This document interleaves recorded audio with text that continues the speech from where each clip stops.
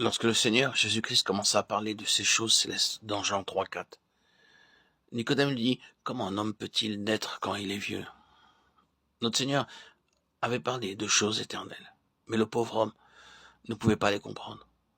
Nicodème était l'un des 66 membres du Sanhédrin.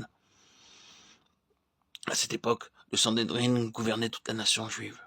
Et bien que Nicodème fût l'un des dirigeants, il ne pouvait comprendre une simple vérité touchant les choses célestes.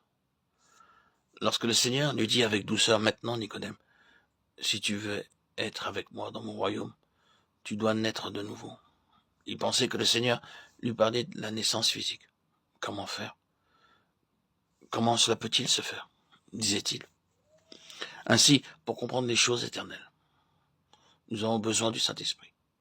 Le Seigneur dit également dans Jean 6, 51, 52, 55, 57, « Je suis le pain vivant qui est descendu du ciel. Si quelqu'un mange de ce pain, il vivra éternellement. Et le pain que je donnerai, c'est ma chair, que je donnerai pour la vie du monde. » Les Juifs discutaient entre eux, disant « Comment peut-il nous donner sa chair à manger? Car ma chair est vraiment une nourriture. Comme le Père qui est vivant m'a envoyé et que je vis par le Père, ainsi celui qui me mange vivra par moi. » Notre Seigneur répéta le même message 8 fois, du verset 51 au verset 58. C'est la même pensée. Pourquoi êtes-vous ici? Y êtes-vous seulement pour les poissons et les pains? Il dit, venez à moi, je vous donnerai quelque chose de mieux. Vous pouvez manger aujourd'hui et avoir faim demain. Aussi venez à moi maintenant et mangez une nourriture qui vous permettra de vivre toujours. Il disait cela très tendrement et gentiment. Mais les disciples se mirent en colère et s'en allèrent. Dès ce moment, plusieurs de ses disciples se retirèrent et ils n'allèrent plus avec lui. Jean 7, 48. Ils n'avaient pas compris les choses de l'éternité. Ils savaient parfaitement bien que le Seigneur était un homme d'autorité et non un homme ordinaire. Il leur enseignait comme ayant autorité et non comme les scribes. Matthieu 7, 29. Jamais homme n'a parlé comme cet homme. Jean 7, 46. Bien que notre Seigneur parlait avec autorité et leur disait affectueusement comment leur faim et leur soif seraient satisfaites pour toujours, ils se mirent en colère et s'en allèrent. Au collège, lorsque vous ne comprenez pas quelque chose, certains théorèmes, que faites-vous? Retenez-vous à la maison? Dites-vous au professeur, non, je ne vais pas rester ici, je vais à la maison. Vous désirez plutôt, non monsieur, je n'en arrive toujours pas à comprendre. Voulez-vous, s'il vous plaît, m'expliquer plus simplement le sens de ce théorème?